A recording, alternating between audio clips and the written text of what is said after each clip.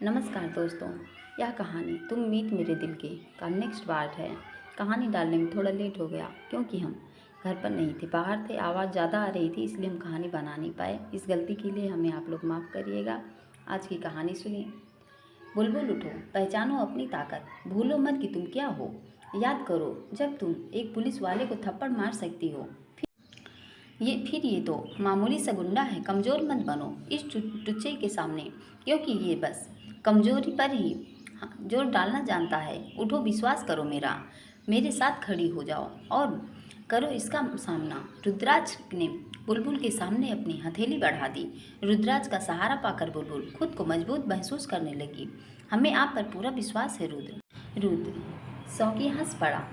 अब एक मर्द से लड़ने के लिए एक लड़की का सहारा चाहिए इनको। सुनो ये सब, कोई ना आए इस थानेदार और हमारे बीच में। इसके लिए हम अकेला ही काफ़ी हूँ। शौकी ने जंगी और बाकी सबको एक तरफ खड़ा कर दिया। हंस ले अभी, जितना हंसना है, फिर तो तेरी किस्मत में रोना ही लिखा है। कहते हुए रुद्र ने शौकी की छाती पर लात जमा दी। शौकी ने गुस्से में आकर अपनी बंदूक बुलबुल पर तान दी और उसकी बाह पकड़कर अपनी तरफ खींच लिया। सोचा था तुझे मारकर इसे अपनी रखेल बनाऊंगा, पर अब नहीं, इसको तेरे सामने ही मार देता हूँ, जैसे तेरी होने वाली मेहरारू को मारा था। शौकी की बात सुनकर रुद्राज की आंखों के कोने भीग गए। धुंधला साया उसकी आंखों के सामने आने लगा। कुछ यादें उसके दिमाग में कौंध गई। उसने अपनी आंखें बंद कर अपना सिर पकड़ लिया। बुलबुल शौकी की बात सुनकर शौक से रह गई। उसके लिए ये बात किसी सदमे से कम नहीं थी। वो अपलग रुद्राज को देख रही थी। ओह, अब समझे हम अपने लिए आपकी बेरुखी का कारण। रुद्राज लगातार जमीन में देख रहा था। बुलबुल ने शौकी की बंदूक की नली अपने दिल पर रखते हुए कहा, मार, यहाँ मार हमें, ताकि हम किसी भी जन्म में अपने दिल की न सुने, किसी से दिल लगाने की जरूरत न करें। नहीं मारना है तो ठीक है, जो मन करे आवे वो कर ले हमारे साथ। हमें इतना तड़पाना कि हमारी रूह भी तड़प जाए। बुलबुल की आंखों से अविरल आंसू बहने लगे। बुलबुल की बात सुनकर रुद्राज की तंद्रा टूटी। बुलबुल, नो, मेरी बात सुनो। इसके किसी भी बात पर ध्यान मत दो, मेरी तरफ देखो। नहीं, हम आपकी शक्ल भी नहीं देखना चाहते, नहीं सुनना चाहते किसी की कोई भी बात। बुलबुल रुद्राज से बहस कर रही थी और शौकी दोनों को बारी बारी देख रहा था। अरे तुम दोनों अपना ये हूँ तो तुम बंद करो। और तुम लौंडिया, इससे इश्क लड़ा बैठी हो। इससे ये साला तो पहले से बर्बाद है। तुम्हें कहाँ से आबाद करेगा। हमारे साथ चलो, तुमको रानी बना देंगे। क्या कहती हो। बुलबुल की नज़र शौकी के हाथ में घूमती बंदूक पर थी। उसने एक झटके में उसकी बंदूक छीनकर रुद्राज की तरफ उछाल दी। रुद्राज ने पलक झपकते बंदूक हाथ में पाते ही शौकी की टांग पर एक गोली चला दी। वो तड़पता हुआ जमीन पर गिर गया। शौकी को गोली लगते ही जंगी ने अपनी बंदूक निकालकर रुद्राज पर गोली चला दी। रुद्राज ने अपना बचाव करते हुए जंगी के सीने पर गोली चला दी। उसने वहीं पर दम तोड़ दिया। जंगी के बाकी आदमी पीठ दिखाकर भाग निकले। अब सिर्फ बुलबुल, रुद्राज और शौकी ही बचे थे। रुद्राज ने बंदूक बुलबुल के हाथ में थमा दी। शूट हिम, इसका खात्मा तुम्हारे हाथ से होना चाहिए बुलबुल। छलनी कर दो इसका सारा जिस्म इन गोलियों से। बुलबुल बंदूक की नली शौकी पर ताने आगे बढ़ने लगी। शौकी हाथ जोड़े घसीटता हुआ अपने पीछे की ओर हटने लगा। नहीं नहीं, तुम हमको नहीं मार सकते। तुम दोनों कानून अपने हाथ में नहीं ले सकते। ये कानून की तौहीन है। कानून की तौहीन तो तब होगी जब हम तुझे जिंदा छोड़ दें। उस मासूम जानों को तौहीन होगी जब हम तुझे यूं ही जाने दें। जब तूने कुकर्म करते समय कानून की परवाह नहीं की तो अब किस बात की परवाह। कानून की दुहाई दे रहा है। रुद्राज ने शौकी का जख्मी पैर अपने पैर से दबाते हुए कहा, हम वादा करता हूँ अब सारा गलत काम बंद कर दूंगा। कभी किसी को नहीं सताऊंगा। छोड़ दो हमको। शौकी ने गिड़गिड़ाते हुए कहा, तेरे मरने के बाद वैसे भी सारे गलत काम खुद ब खुद बंद हो जाएंगे, तो तुझे जिंदा रख कर हम क्या करेंगे। विक्रम ने अंदर आते हुए कहा। उसकी टीम ने शौकी को बाजुओं से पकड़कर उठाकर बुलबुल से कहा, मैम शॉट हिम, इसे मारकर लापता घोषित कर देंगे हम। Yes Bulbul, do it fast, Shubham ने बुलबुल के कंधों को पकड़ते हुए कहा। बुलबुल ने अपनी आंख बंद की। जो कुछ उसके सामने इन चंद पलों में हुआ उसे याद कर लगातार गोलियों की बारी से शौकी का जिस्म ठंडा कर दिया। उसने बंदूक फेंका, अपना चेहरा अपने हाथों से छिपाकर फूट फूट कर रोने लगी। गिल्ट में मत रहना, तुमसे कोई पाप नहीं हुआ है बुलबुल, तुमसे किसी की हत्या नहीं हुई, बल्कि एक दानव का अंत किया है तुमने, जिसने तुम जैसी कई मासूम जिंदगियों से खिलवाड़ किया था। अगर तुम उसे न मारती तो कोई और मार देता, पर उसका मरना तय था। शुभम ने बुलबुल को चुप कराया। इससे पहले कि रुद्राज बुलबुल के करीब आकर उससे कुछ कहता या पूछता, उसने शुभम के घर जाने के लिए कह दिया। शुभम भैया प्लीज़ हमें घर ले चलिए, बहुत घुटन हो रही है यहाँ, हमें सुकून की सांसें लेना चाहते हैं हम। एक नज़र रुद्राज को देख शुभम बुलबुल को अपने साथ लेकर बाहर निकल गया।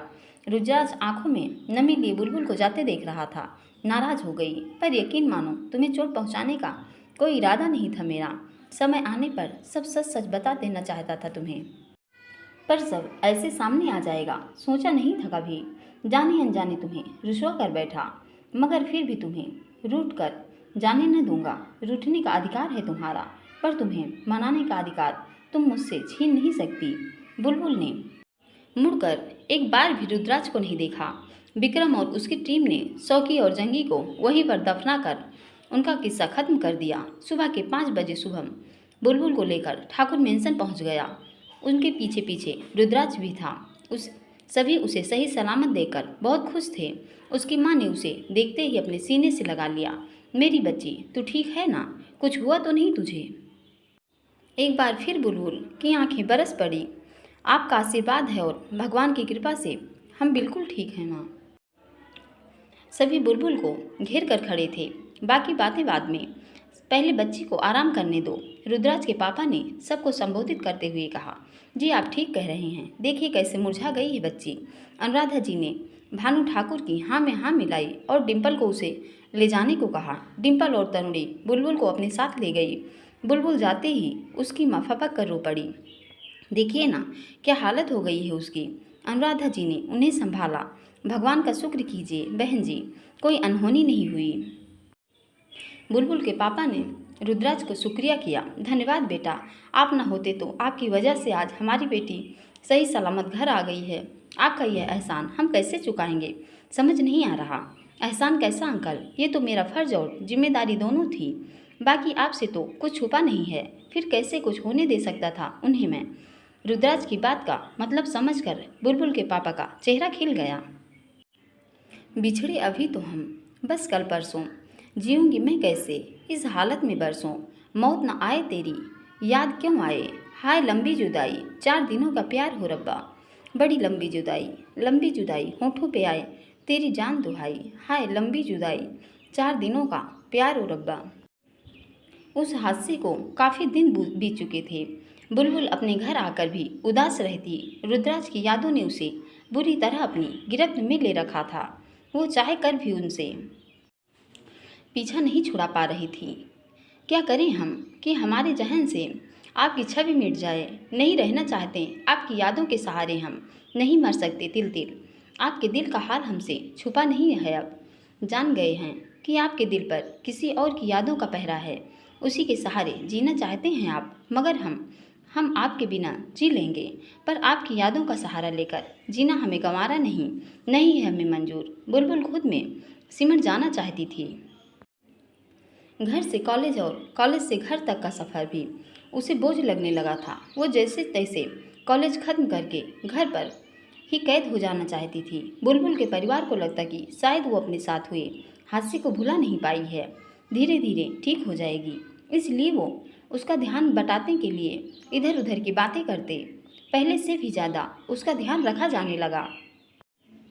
उसने शिवी को पढ़ाने ठाकुर मेंशन जाना भी छोड़ दिया था। डिम्पल के पूछने पर पढ़ाई का स्टेट बताकर उनके घर जाने से मना कर दिया और शिवी को अच्छे स्कूल में डालने के लिए डिम्पल को मना लिया। डिम्पल ने भी उसे ज़्यादा फोर्स नहीं किया। मैं समझ सकती हूँ बुलबुल, तुम्हारे जहन पर लगे जख्म अभी भी ताज़ा हैं। इसलिए तुम्हें फोर्स नहीं करूँगी। लेकिन तुम कहती हो तो मैं शिवी को तो स्कूल में डाल देती हूँ, पर अगर कभी शिवी को तुम्हारी ज़रूरत हो तो प्लीज़ आ जाना। इसके लिए बुलबुल भी इतनी में मान गई। तरुणी और शुभम उसे खुश करने की कोशिश करते। तरुणी उसे अपने बिना सिर पैर की सड़े हुए जोक्स सुनाती, पर वो जरा सा मुस्कुरा कर रह जाती। जब से बिट्टी के साथ वो हादसा हुआ है, तब से वो गुमसुम हो गई है। खुश रहना तो जैसे भूल ही गई है। आखिर कौन सी बात इसे परेशान कर रही है? कब तक ऐसा चलेगा भैया? तरुणी ने शुभम से बुलबुल का जिक्र किया। कुछ तो ऐसा है तन्नी जो हमें दिखाई नहीं दे रहा है। बात बहुत गहरी है, वरना बुलबुल उस हादसे से इतना गुमसुम हो जाए, इतना डर जाए कि किसी से बात भी न करें। ऐसा तो नहीं हो सकता, हमें पता करना पड़ेगा। शुभम ने कहा। आप सही कह रहे हैं, मगर कैसे पता करें? वो कॉलेज में ही हमसे ज़्यादा बात नहीं करती, किताबों में डूबी रहती है। तरुणी ने परेशान होकर कहा। वो सब तुम पर मुझ पर छोड़ दो तन्नी। शुभम ने कुछ कहा और सोचने लगा, कहीं रुद्र से जुड़ा मैटर तो नहीं जिस कारण बुलबुल उदास है। डिम्पल ने बताया तो था हमें, हम उससे ही बात कर देखते हैं। उधर रुद्राज बुलबुल से बात करने के लिए बेचैन रहने लगा। बुलबुल की नज़रों में आए बिना वो उसके कॉलेज जाने और आने के समय उसका पीछा तो करता, पर उसकी हिम्मत ना होती कि उसे रोक कर कुछ कह पाए। तुझे देखे बिना चैन एक पल नहीं, इस दिल को करार नहीं आता। करना चाहता हो तो हूँ बहुत कुछ, पर तुझे देखकर लबों पे से अल्फाज गुम हो जाते हैं। शुभम ने अपने घर वालों को डिम्पल और अपने रिश्ते की सच्चाई बताई तो उसके पिताजी उससे बहुत नाराज हुए। बुलबुल के माँ पापा तो को के समझाने पर थोड़ी न नुक्कड़ के बाद उन्होंने उनकी शादी के लिए अपनी रजामंदी दे दी। शुभ दिन देखकर दोनों परिवारों ने मिलकर एक हफ्ते के अंतराल में दोनों की शादी करवाने का निश्चय किया। एक हफ्ता सुनने में तो बहुत ज़्यादा लगते थे, पर शादी के दिन गिनो तो कम पड़ जाते हैं। एक हफ्ता कैसे बीत गया पता ही नहीं चला। पहले 3 दिन दोनों परिवारों की खरीदारी करने में ही निकल गए। शुभम के बहुत कहने पर न चाहते हुए भी बुलबुल तीसरे दिन उनके साथ शॉपिंग पर गई। बुलबुल, कितना मिस किया हमने तुम्हें। मैंने शुभम को पहले दिन ही कहा था कि वो तुम्हें लेकर आए, पर तुम आज आ रही हो। Not fair. डिम्पल ने बुलबुल से शिकायत की तो बुलबुल ने अपने दोनों कान पकड़कर सॉरी दी। समय ही नहीं मिल पा रहा था। बुलबुल की नज़रें रुद्राज को ढूंढ रही थी। जिसे ढूंढ रही हो वो आज नहीं आया है। डिम्पल ने बुलबुल को छेड़ा। ना ना, नहीं दी, हम तो बस यूं ही शॉप देख रहे हैं। बुलबुल ने नज़रें झुकाते हुए कहा तो डिम्पल मुस्कुराते हुए आगे चल दी। हम तो उन्हें देखना भी नहीं चाहते, फिर हमारी नज़रें क्यों उन्हें ढूंढने के लिए बार बार उठ रही हैं? क्यों हमारा दिल आतुर है उनके दीदार के लिए, जबकि हम जानते हैं कि वो यहाँ है नहीं। बुलबुल डिम्पल के पीछे चलते हुए सोच रही थी। और होंगे भी वो क्यों यहाँ? उन्हें कौन सा हमसे कोई मतलब है? जितना कोसना है, जितनी गालियाँ देनी है दे लो, तुम चाहो या न चाहो, पर मैं हमेशा तुम्हारे आसपास ही रहूँगा। तो फिजूल में ये मत सोचो कि मैं यहाँ नहीं हूँ। यहाँ तुम, जहाँ तुम वहाँ तो मुझे होना ही है दिल भरा। एक शॉप पर खड़े रुद्राज ने बुलबुल को सोच में पड़े देखकर खुद से कहा। अगले 3 दिनों में जितनी भी रस्में हुई, पूजा, हल्दी, मेहंदी, बुलबुल रुद्राज से करती हुई नजर आई। रुद्राज को एक मौका भी नहीं दे रही थी खुद से बात करने का। 24 घंटे अपनी माँ, बुआ या फिर तरुणी के साथ ही नजर आती। शादी का दिन नज़दीक आ गया। रात के समय घर की खूबसूरती देखने लायक थी। दुल्हन बनी डिम्पल डार्क मैरून वेलवेट लहंगे में बेहद खूबसूरत लग रही थी। शिवी ने भी मैरून कलर का गाउन डाला हुआ था। बारात का स्वागत किया गया। सबके चेहरे खुशी से खिल उठे हुए थे। सबसे ज़्यादा शुभम का। उसने क्रीम कलर की शेरवानी के साथ मैरून धोती और पगड़ी और मैरून वेलवेट स्टोल लिया हुआ था। दिखने में गजब लग रहा था। डिम्पल उसे अपने रूम के पीछे वाली खिड़की से चोरी चोरी देख रही थी। पहले से ज़्यादा हैंडसम हो गए हो तुम, मियाँ जी। कतई जहर कहीं तुम्हें निहारते निहारते खुशी से मर ही न जाएं। हाय, मम्मी आप अंकल को क्यों देख रही हो? शिवी ने डिम्पल की ओढ़नी एक कोना पकड़कर खींचा। डिम्पल शिवी की मासूमियत पर मुस्कुरा उठी। वो आपके पापा हैं बेटा, अंकल नहीं कहते। मेरे पापा, मुझे भी दिखाओ मेरे पापा, कहते हुए शिवी डिम्पल की गोद में चढ़ गई। स्टाइलिश कुर्ते और नैरो पैजामे में रुद्राज किलर लुक दे रहा था। उसे देखते ही शादी में आई रिश्तेदारों की लड़कियां बहाने से उसके आगे पीछे मटराने लगी। देख देख उस हरे रंग के लहंगे और पर्पल सूट वाली को देख, कैसे बार बार एसपी साहब को देख देख कर आहें भर रही है, जैसे आज ही गौना करवा लेगी। तरुणी ने रुद्राज की तरफ देखने का इशारा करते हुए बुलबुल के कान में कहा। बुलबुल को तरुणी की बात सुनकर उन लड़कियों से जलन हुई, उन पर गुस्सा भी आया। इनकी ये हिम्मत की ये उन्हें देखे, उन्हें सिर्फ हम देख सकते हैं। उसका मन किया कि जाकर उन लड़कियों के बाल नोच डाले, पर उसका ईगो उसकी जलन पर भारी पड़ गया। खुद को इतना कूल दिखा रही थी जैसे उसे कोई फर्क ही नहीं पड़ा हो। हम क्यों किसी को देखें, हमें कोई फर्क नहीं पड़ता। जिसे देखना है हमें देखे, हम क्या कम लग रहे हैं किसी से। बुलबुल ने आसमानी रंग की साड़ी और ब्लैक ब्लाउज के साथ बालों में लूज कर्ल डालकर उन्हें एक साइड में पिन अप किया हुआ था। उसकी शादी मोहतरमा के सामने बाकी लड़कियों के लिए पुते चेहरे की फीके पड़ रहे थे। हर बार एक नए रंग में सामने आती हो। जरा खुद को आईने में तो देखो, गुलाबी गालों पर सोखी की लाली के साथ साथ जलन की लाली भी है। फिर कैसे कोई तुम्हें बिना देखे बिना प्यार किए रह सकता है? कैसे अपने दिल को कोई काबू में रख सकता है भला? रुद्राज से ही बुलबुल की सुंदरता और उसके चेहरे पर आते जलन के भाव को निहारते हुए मुस्कुरा रहा था।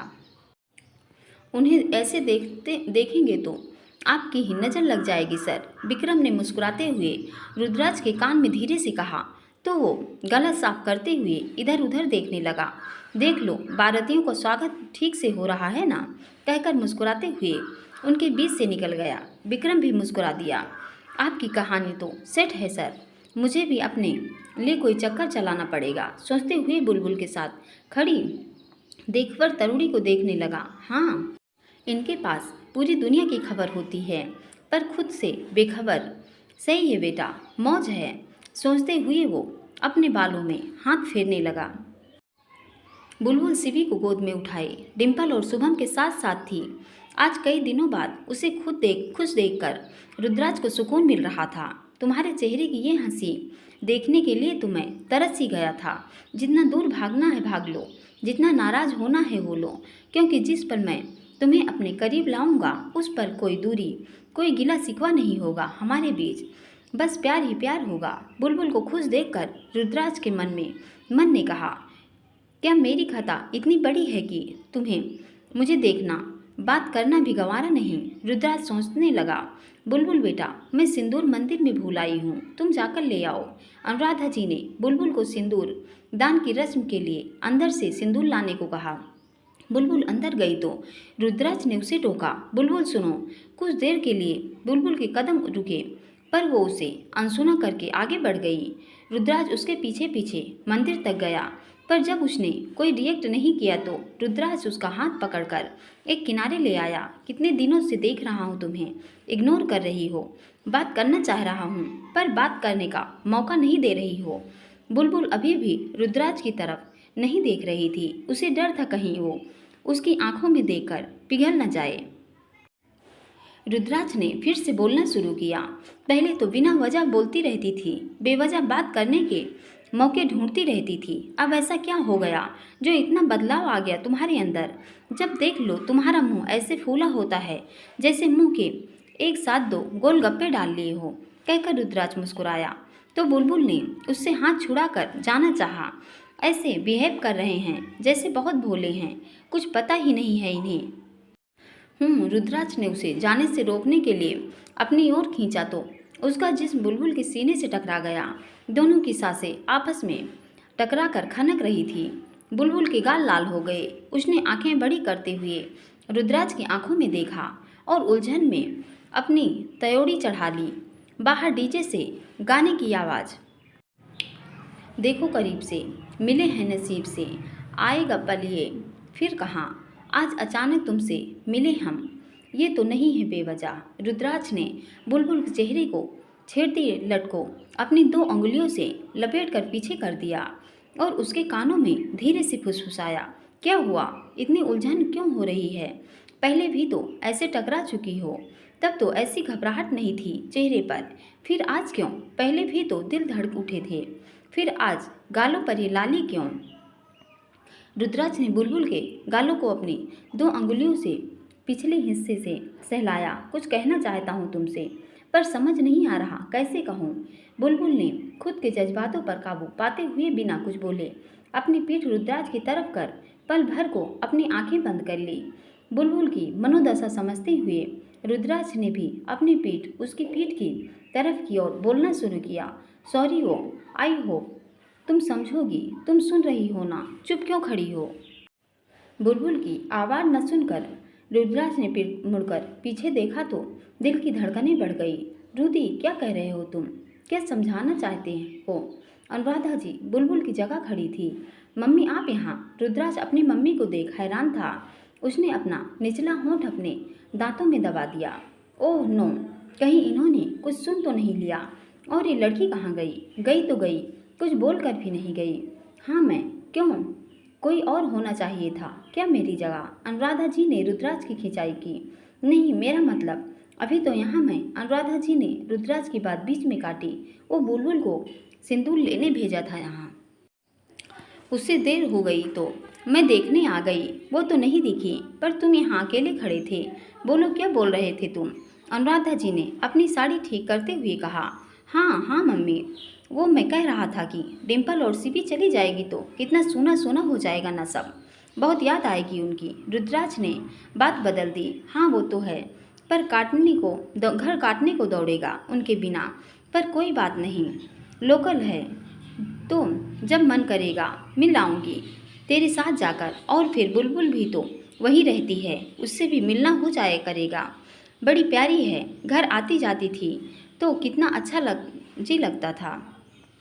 अब तो सब सोना सोना हो जाएगा, कहकर अनुराधा जी वापस बाहर चली गई। जी तो मेरा भी नहीं लगता अब उनके बिना मम्मी, थोड़ा इंतज़ार करिए, उसे हमसे हमेशा के लिए आपके पास ले आऊँगा, अपने पास। अपने सोने जीवन में मुस्कुराता हुआ रुद्राक्ष सोच रहा था। डिम्पल को विदा कराकर शुभम अपने साथ ले आया। 2 दिन रस्मों में ही निकल गए। बुलबुल डिम्पल से मिलने के लिए शुभम के घर आई तो मौका पाते ही शुभम डिम्पल को कुछ इशारा करके कमरे से बाहर निकल गया। डिम्पल दी, ओह एम वेरी वेरी सॉरी, मतलब डिम्पल भाभी, वो क्या है ना, हम जब मिले हैं आपको तब से दी कह रहे हैं तो भाभी जुमा पर बैठने में थोड़ा समय लगेगा। सो कैसा लगा आपको अपना नया घर, मज़ा आ रहा है ना नए रिलेशनशिप में? डिम्पल को गले लगाते हुए बुलबुल ने मुस्कुराते हुए कहा।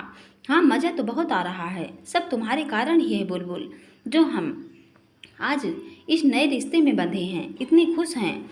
बुलबुल के गालों को छूते हुए डिम्पल बोली, आप इस खुशी की हकदार तो हो भाभी, इसकी वजह हम नहीं आप खुद और शुभम भैया हैं। अब बस मैं तुम्हें खुश देखना चाहती हूँ। तुम बताओ मेरे साथ कब रिलेशनशिप में आ रही हो? मतलब मैं तो तुम्हारी भाभी बन गई, तुम मेरी भाभी कम बन रही हो। डिम्पल की बात सुनकर बुलबुल का चेहरा उतर गया, उसकी आंखें पनीली हो गई। डिम्पल ने उसका चेहरा अपने हाथों में भर लिया। ये क्या बुलबुल, मैं तुमसे खुशी की बात कर रही हूँ और तुम्हारा चेहरा उतर गया, तुम्हारी आंखों में आंसू। बुलबुल ने अपनी आंखें साफ करते हुए कहा। हाँ वो आपको खुश देखा तो खुद को संभाल नहीं पाई, बस इसलिए, कहकर बुलबुल खड़ी हुई तो डिम्पल ने उसका हाथ पकड़ लिया। कोई बात है क्या? कुछ छिपा रही हो, मुझसे नहीं बताओगी? अब हमारा दोहरा रिश्ता है, ननंद भाभी और बहनों का, अगर कोई बात है तो मुझसे शेयर कर सकती हो तुम। डिम्पल की बात सुनकर बुलबुल उससे लिपट गई और सिसक कर रो पड़ी। मुझे नहीं पता भाभी, मुझे आपसे यह बात करनी चाहिए या नहीं, पर मेरा मन नहीं मान रहा है। बोलो बुलबुल, क्या बात है? तुम मुझसे निश्चिंत होकर बात कर सकती हो। डिम्पल ने परेशान होते हुए बुलबुल का सिर सहलाया। बुलबुल ने डिम्पल को गीली आंखों से देखा। एक बात बताइए, आपने कभी हमें बताया क्यों नहीं कि रुद्र की पहली चाहत और कोई है, शादी होने वाली थी उनकी। बुलबुल के मुंह से यह बात सुनकर डिम्पल को झटका लगा। वो थोड़ी देर के लिए चुप हो गई, फिर बोली, मैंने इसलिए कुछ नहीं बताया क्योंकि मुझे लगा यह बात रुदि ही तुम्हें समझा सकता है, इसलिए शायद आज तक उन्हें हमारी आंखों में परवाह और प्यार कभी नजर नहीं आया। उनके दिल में आज भी वही बसती हैं, तो हमारे लिए जगह कहाँ है? इसलिए वो हमेशा हमसे दूरी बना कर रखते हैं, बेरुखी दिखाते हैं। जब भी उनके करीब होना चाहें तो वो झट से किनारा काट जाते हैं। तो फिर उसने उनसे ज़बरदस्ती का रिश्ता बनाकर हम कैसे खुश रह सकते हैं और उन्हें भी कैसे खुश रख सकेंगे? कभी कभी लगता था कि वो हमें चाहते हैं, पर सब हमारी गलत फहमी थी जो अब दूरी हो चुकी है। बुलबुल की तड़प देखकर डिम्पल का हृदय भी तड़प उठा। मुझे नहीं पता तुम्हें ये बात कैसे मालूम हुई, पर क्या तुमने इस बारे में रुदि से बात की? डिम्पल ने बुलबुल से पूछा। हम कैसे उनसे इस बारे में कोई बात कर सकते हैं जब तक वो खुद न कुछ बताना चाहें? बुलबुल ने अपने आंसू साफ करते हुए कहा। क्या उसने तुमसे बात करने की कोशिश भी नहीं की? डिम्पल ने फिर सवाल किया। कि कोशिश उन्होंने, पर हमारा मन ही नहीं किया उनसे बात करने का। बुलबुल निराश हो गई।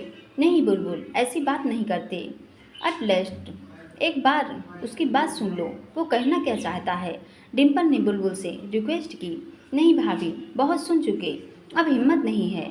और क्या पता बात करें तो कहीं कोई और नई कहानी ना हमारे सामने आ जाए, कहकर बुलबुल चली जाती है। डिम्पल का मन भर आता है। वो अपने मुंह पर हाथ रख लेती है। शुभम भी कमरे में आ जाता है। शुभम, सुना तुमने क्या कहा उसने? इतने दर्द में है वो कि किसी से कुछ कह नहीं सकती और किसी की सुनना भी नहीं चाहती।